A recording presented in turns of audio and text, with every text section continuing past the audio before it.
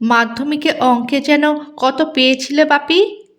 মেয়ের ঠোঁটে ব্যঙ্গের হাসি শতদ্রুর নজর এড়ায় না।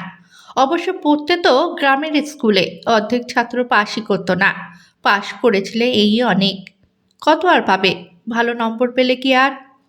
মুখটা ম্লান হয়ে যায় শতদ্রুর। বলতে ইচ্ছে হয়, ভালো রেজাল্ট শুধু নয়, একজন মানুষের সফলতার নেপথ্যে আরও অনেক কারণ থাকে।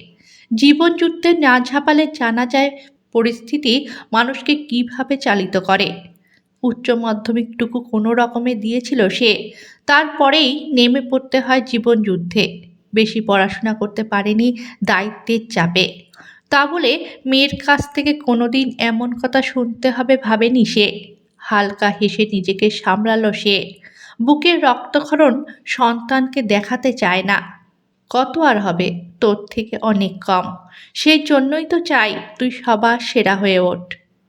সে তো আমায় হতেই হবে। আমার পক্ষে তোমাদের মতো অতি সাধারণ জীবনযাপন করা সম্ভব নয়। কী বা আছে? কত করে বললাম, আজ অবধি একটা স্টাডি টেবিলও কিনে দিতে পারলে না। একটা ডোনাট কিংবা আইসক্রিম খেতে চাইলেও বলবে মাস পড়ুক কিনে দেব। ইচ্ছে কি মাস পড়ার জন্য বসে থাকবে? একটা কথা স্পষ্ট বলে দিচ্ছি বাপি, আমি কিন্তু নিয়ার ফিউচারে সায়েন্স নিয়ে পড়ব।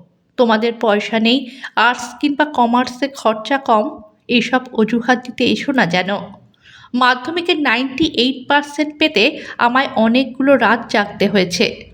দিনের পর দিন শুধু পড়েছি, শুধু একটাই প্রত্যাশায় ভবিষ্যতে অভাব যেন আমাকে ছুঁতে না পারে। তাই যেন হয় মা, তোর যেন সব স্বপ্ন পূরণ হয়। অদেখা ঈশ্বরের কাছে এই কামনাই করি। বিড়বিড় করে আকাশের দিকে তাকিয়ে বলে ওঠে শতদ্রু। তোর যেটা ভালো লাগে সেটা নিয়েই পড়িস। কষ্ট করে হলেও আমি ঠিক চালিয়ে দেব। তোকে কোনো রকম চিন্তা করতে হবে না।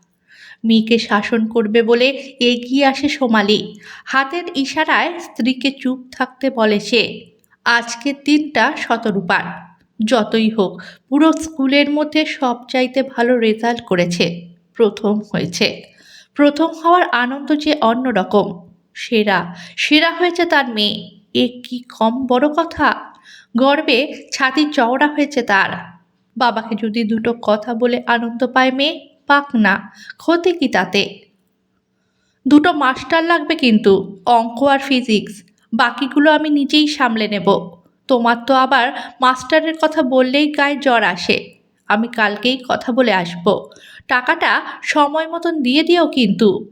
তখন যদি ভালো করে পড়াশোনাটা করতে পাবি। মুখে চুকচুক শব্দ করে শতরূপা।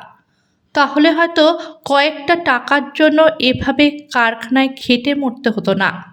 অফিসে বসে শান্তিতে কাজ করতে পারতে।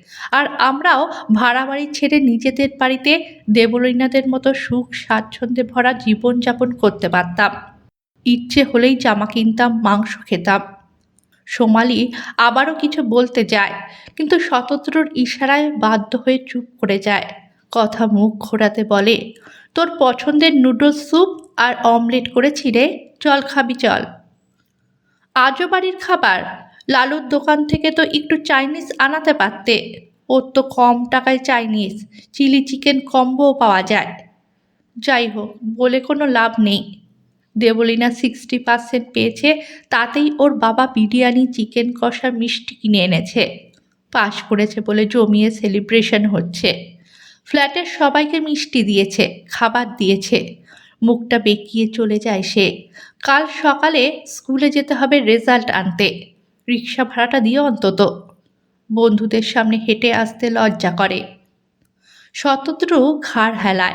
তাচ্ছিল্য ভরা দৃষ্টিতে বাবার দিকে তাকিয়ে মায়ের সঙ্গে চলে যায় সে। বিছানায় শুয়ে ভাবে শতরূপা।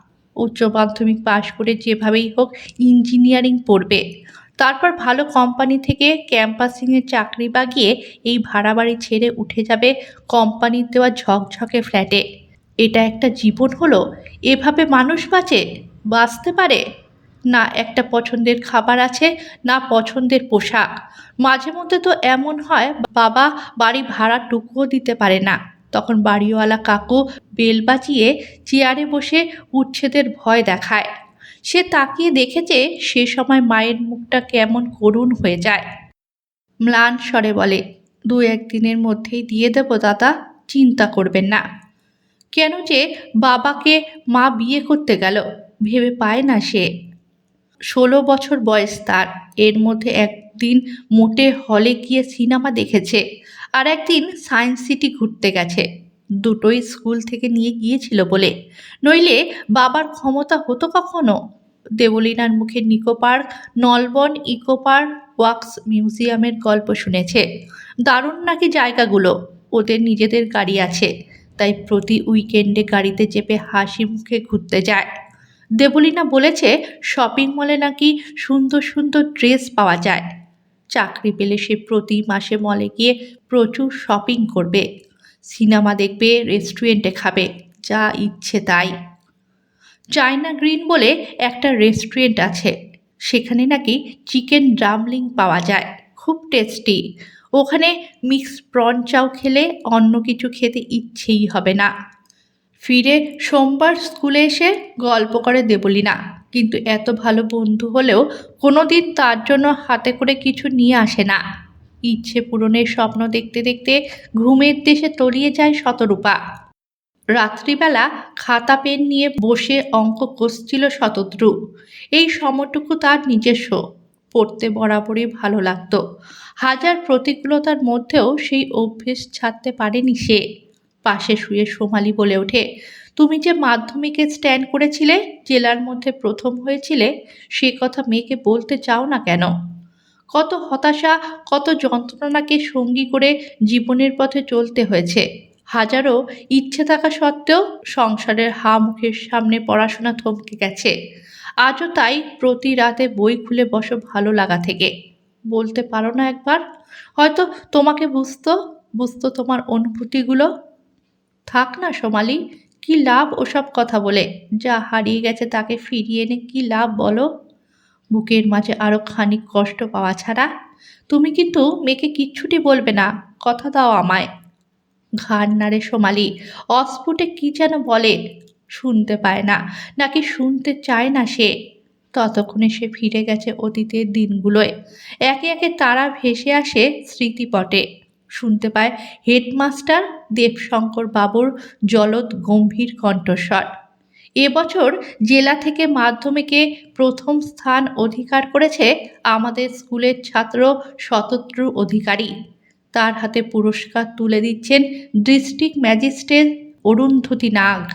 কষ্ট হলেও দিনের পর দিন খেটে মেয়ের জন্য টাকার জোগাড় করে ফেলে শতদ্রু। সবাই ঘুমিয়ে পড়লে রাতের বেলা খানিক পড়াশোনা করতে ভুল হয় না তার। ওই যে দেবশঙ্কর স্যার বলেছিলেন, কখনো পড়ার অভ্যেস ছাড়বে না। শিক্ষা আর চর্চা সবসময় পাশাপাশি পথ চলে। মাধ্যমিকে অমন চোখ ধাঁধানো রেজাল্টের পর নিজেরও বড় ইচ্ছে হয়েছিল সায়েন্স পড়তে, কিন্তু ঘরে টাকার অভাব। সায়েন্স মানে প্র্যাকটিক্যাল, সায়েন্স মানে খরচা। মনে পড়ে আর্টস নেবে বলে ফর্ম পূরণ করে জমা দেওয়ার পর প্রধান শিক্ষক দেবশঙ্কর হাতি আলাদা করে ডেকে পাঠিয়েছিলেন। নরম গলায় বলেছিলেন, তুমি কেন আর্টস নিয়ে পড়বে? এই স্কুলের সেরা ছাত্র তুমি। আমি বলছি সায়েন্স নাও, তোমার জন্য ওটাই সঠিক পথ। প্রাইভেট টিউটর রাখার ক্ষমতা নেই স্যার। বইগুলো ফ্যাদমের থেকে নিয়ে উল্টে পাল্টে দেখেছি, ইন্টারেস্টিং, কিন্তু একা কোনোভাবেই ম্যানেজ করতে পারবো না। মাথা নিচু করেই বলেছিল সেদিন। আমি তো আছি নাকি? সস্নেহে পিঠে হাত রেখেছিলেন গোবিন্দপুর উচ্চ মাধ্যমিক বিদ্যালয়ের প্রধান শিক্ষক। আলাদা শিক্ষক লাগবে না, আমি নিজে পড়া দেখিয়ে দেব। রোজ সকালে স্কুলে আসার আগে 1-2 ঘন্টা আমার কাছে পড়বি, মনে থাকে যেন। যা সায়েন্সের ফর্ম পূরণ করে জমা দে। দিয়েছিল। এত লড়াই, এত প্রতিকূলতার মাঝেও সেই সমস্ত দিনগুলোর কথা মনে পড়লে চোখে জল চলে আসে শতদ্রুর। অপূর্ব পড়াতেন দেবশঙ্কর। বুঝিয়ে দেওয়ার পর মনে হতো সব কিছু কত সহজ। মুগ্ধ হয়ে শুনত শতদ্রু। সঙ্গে প্রতিদিন সকালের খাবার হিসেবে জুত্তো, রুটি, তরকারি, ডিম, কলা। সে আপত্তি করেছিল প্রথম দিন। একে তো গুরু প্রণামী কিছু দেওয়ার ক্ষমতা নেই, তার উপর কি না জলদ গম্ভীর স্বরের দাবরানি খেয়ে আর কিছু বলার সাহস হয়নি। না খেলে পড়াশোনা মাথায় ঢোকে কখনো? রোজ একখানা গোটা ডিম সেদ্ধ খাবি আমার সামনে বসে, তবে না প্রোটিনের চাহিদা পূরণ হবে। জয়েন্টের রেজাল্ট যেদিন বেরোলো সেদিন শতদ্রুকে জড়িয়ে ধরে উত্তেজনায় কেঁদে ফেলেছিলেন দেবশঙ্কর। শিশুর মতো গলায় বলেছিলেন, আজ শুধু তুই না, আমিও শিক্ষকের পরীক্ষায় পাশ করলুম। হতবাক হয়ে গেছিল সে, অত বড় মানুষটাকে কাঁদতে দেখে। কি বলবে কি করবে কিছুই বুঝে উঠতে পারেনি। শতদ্রুও কেঁদে ফেলেছিল, হাজার চেষ্টা করেও গলা দিয়ে স্বর বেরোয়নি তার। বলতে পারেনি জেলা স্তরে দ্বিতীয় হলেও উচ্চশিক্ষা নেওয়া আর হবে না তার। শহরের কোনো এক কারখানায় তার জন্য কাজের ব্যবস্থা করেছে বাবা। সংসার গাড়ি টেনে নিয়ে যাওয়া বাবার পক্ষে একা আর সম্ভব হচ্ছে না। স্যারকে না জানিয়েই রাতের অন্ধকারে শহর ছেড়েছিল শতদ্রু। তারপর একদিন দুদিন করতে করতে কতদিন কেটে গেল।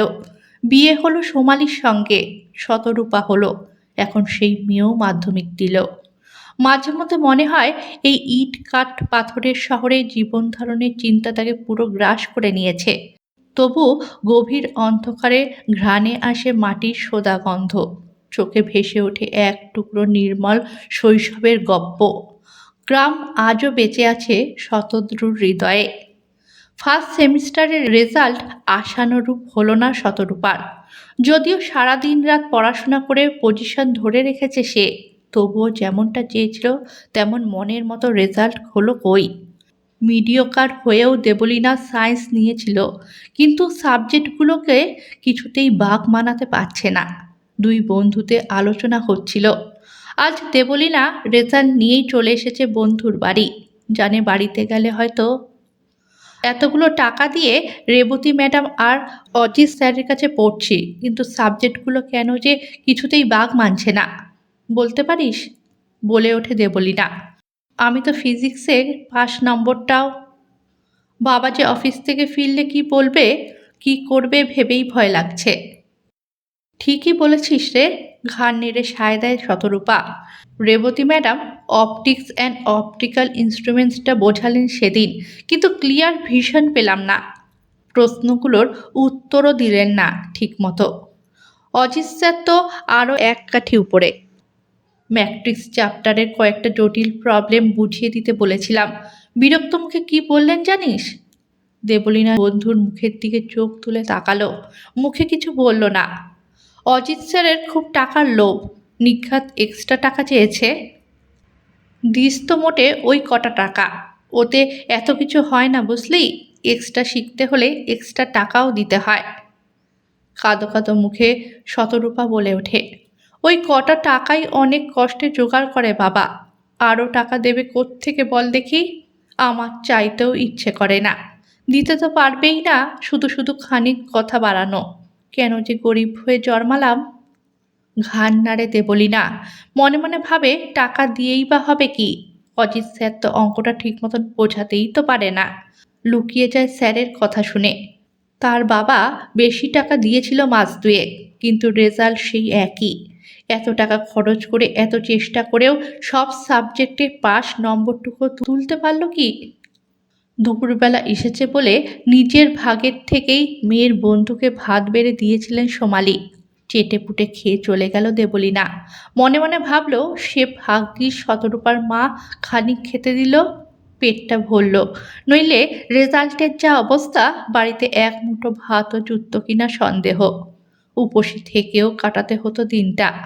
বিকেলবেলা মেয়ে শান্তভাবে পড়তে বসেছে দেখে নরম স্বরে বলল সোমালি, একটা কথা বলবো, শুনবি? তোর পড়াশোনায় খুব অসুবিধা হচ্ছে না রে? রেজাল্ট নিয়ে এমনিতেই ঘেটেছিল সে। এভাবে চলতে থাকলে ইঞ্জিনিয়ারিংয়ে চান্স পাবে কীভাবে? এতদিনের স্বপ্নে দেখা সুন্দর ভবিষ্যতেরই বা কী হবে? বইয়ের পাতা ওল্টাতে ওল্টাতে বলল, অসুবিধা হলেই বা করবো কি? বাবার থেকে একটু দেখে নিতে তো পারিস। প্রতিজ্ঞার কথা ভুলে বলে ওঠে সোমালি। বাবা বাবা এইসব ক্যালকুলাস, ভেক্টর, 3 ডাইমেনশনাল জিওমেট্রির কি বুঝবে? তোর বাবা মাধ্যমিকের জেলার মধ্যে প্রথম, উচ্চ মাধ্যমিকের সায়েন্স নিয়ে জেলার মধ্যে দ্বিতীয় হয়েছিল, কি কি বললে? প্রশ্নটা ছিটকে বেরিয়ে আসে শতরূপার মুখ থেকে। তুমি কি বলছো তুমি নিজে জানো? নিঃশব্দে রেজাল্ট, প্রাইজ, সার্টিফিকেটগুলো নিয়ে আসে সোমালি।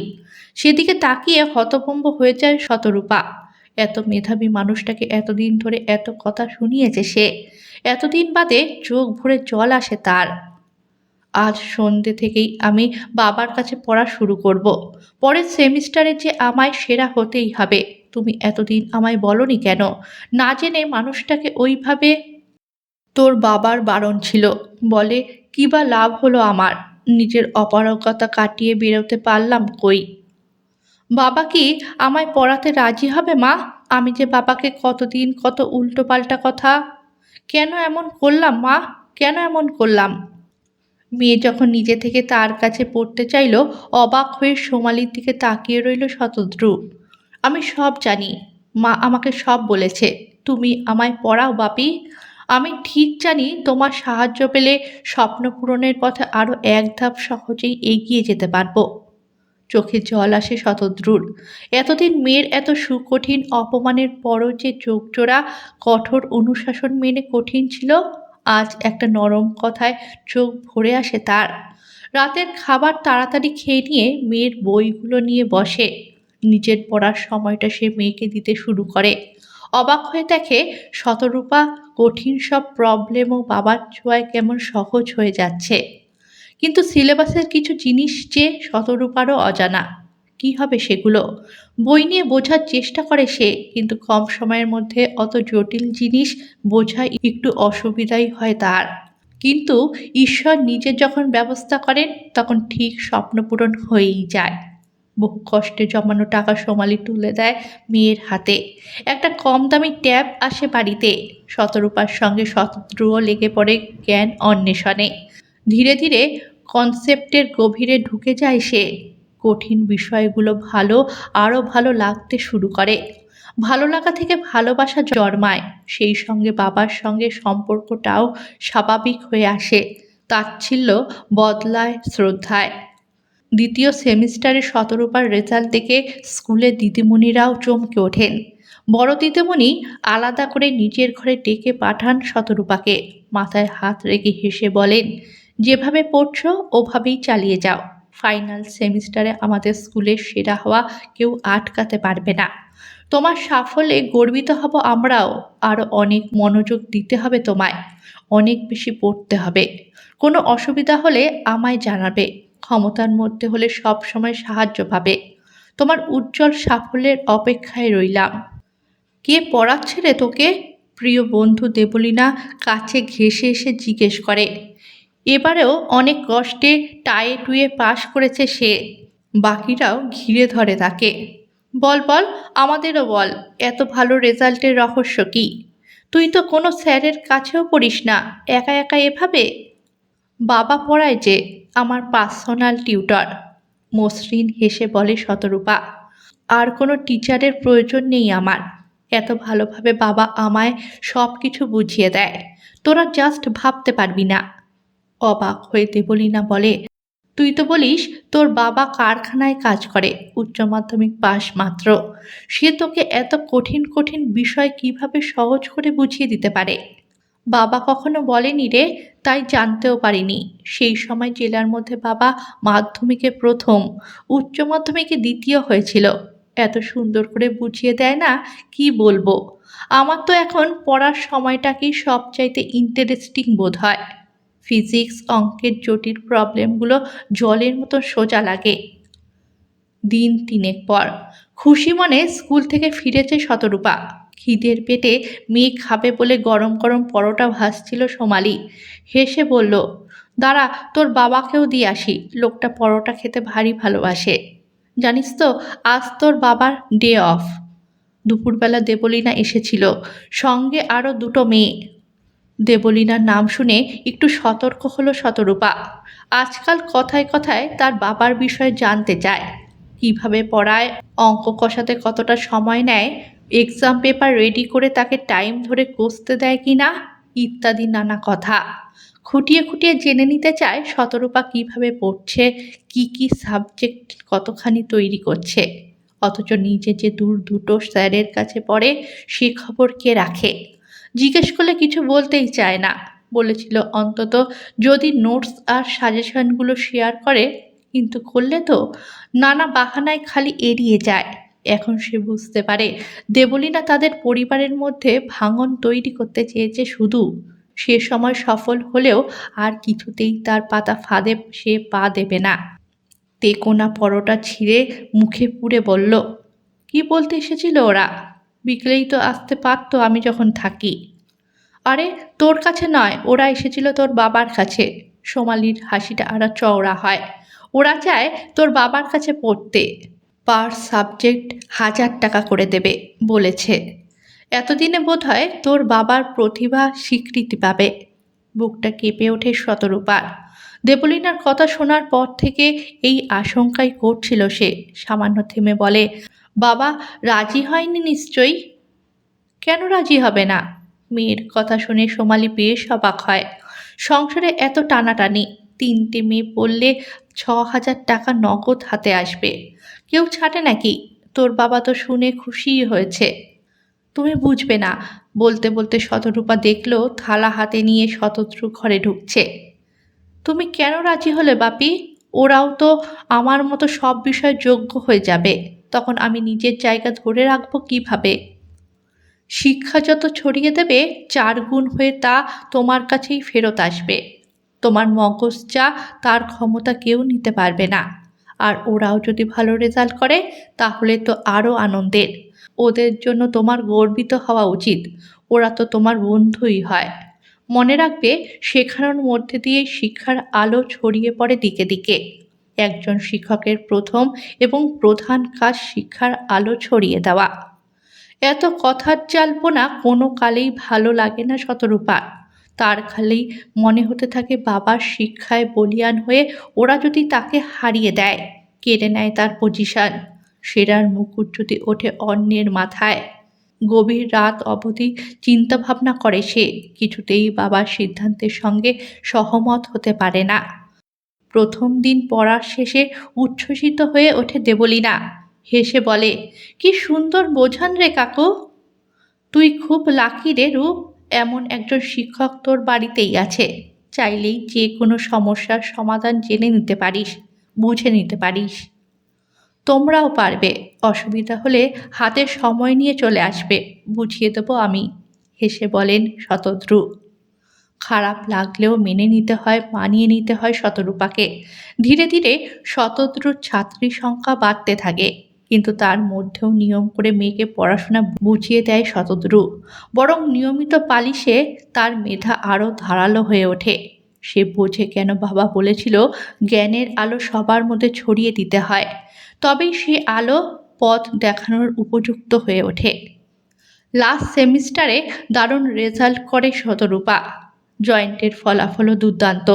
দেবলীনা, নিকিতা, সৌমিরাও পিছিয়ে থাকে না। সবাই যথেষ্ট ভালো ফলাফল করে। রাতারাতি স্কুলের নাম আলোয় উঠে আসে। শতরূপার বাড়িতে মিডিয়া আসে।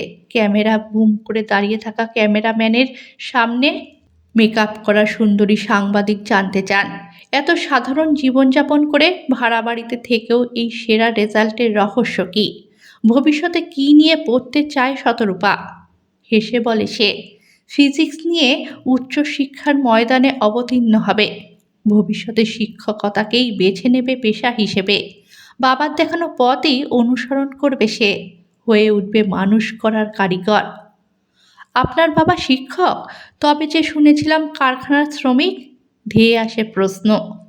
পেশায় উনি কারখানার শ্রমিক হলেও নেশায় একজন শিক্ষক, মানুষ করার কারিগর।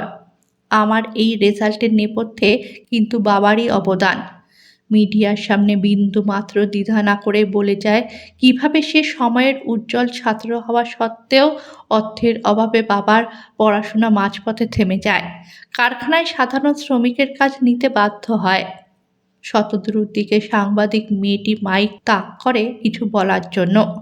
হাসে সে, একটু ঘাবড়েও যায় বোধহয়। আমি আর কি বলবো, মেয়ে তো সবই বলল। শুধু এটুকুই বুঝি, যতই পরিস্থিতি বদলাক আজও কিন্তু শিক্ষকরাই জাতির মেরুদণ্ড গড়ে তোলে। একজন শিক্ষকই পারে ছাত্রদের পথ দেখাতে, সঠিক পথে পরিচালনা করতে, শিক্ষার আলো সবার মাঝে ছড়িয়ে দিতে। দেবশঙ্কর স্যার অতীতে কিভাবে তাকে পথ দেখিয়েছিলেন, কিভাবে দুস্থ মেধাবী ছাত্রটির পাশে দাঁড়িয়েছিলেন দিনের পর দিন, সে কথা বলতে বলতে কেঁদে ফেলে সে। ইন্টারভিউ ভাইরাল হয়, অনেক চ্যানেল, প্রিন্ট মিডিয়া মেয়ের পাশাপাশি বাবার ইন্টারভিউ নিতে আসে। শতদ্রুর গল্প ছড়িয়ে পড়ে ঘরে ঘরে। এতদিন বাদে শিক্ষার আলো যেন তার জীবনকেও আলোকিত করে তোলে। সময় এগোয়, সাক্ষাৎকার প্রচারের পর থেকে প্রচুর ছাত্রছাত্রী আসতে থাকে তার কাছে পড়তে, বুঝে নিতে চায় কঠিন বিষয়ের সহজ সমাধান। কারখানার সামান্য এক শ্রমিক শতদ্রু এখন এলাকার শতদ্রু স্যার। গাড়িবান অর্থবান মা বাবারাও আসছে সামান্য একটা উচ্চ মাধ্যমিক পাশ লোকের কাছে। উদ্দেশ্য নিজেদের ছেলে মেয়েকে সেরার দৌড়ে আরও খানিক এগিয়ে দেওয়া। কম ডিগ্রিধারী হলেও নিয়মিত চর্চায় যে একজন মানুষকে সেরা শিক্ষক বানাতে পারে তার প্রমাণ সে নিজে। মাঝে মধ্যে ভাবে চাপ যেভাবে বাড়ছে কারখানার কাজটা ছেড়েই দেবে নাকি। সোমালি পরোটা ভাজছে, শতরূপা দাঁড়িয়ে আছে পাশে, সামান্য গলা খাঁকড়ে শতদ্রু বলে ওঠে, ভাবছি কারখানার চাকরিটা ছেড়ে পুরোদস্তুর টিউশনিতে মনোনিবেশ করব। কি বলো তোমরা? খুব ভালো সিদ্ধান্ত নিয়েছ। পরোটা উল্টে দিয়ে বলে ওঠে সোমালি, তুমি নিজেই তো বলো নির্লস চর্চাই ভালো শিক্ষক হওয়ার চাবিকাঠি।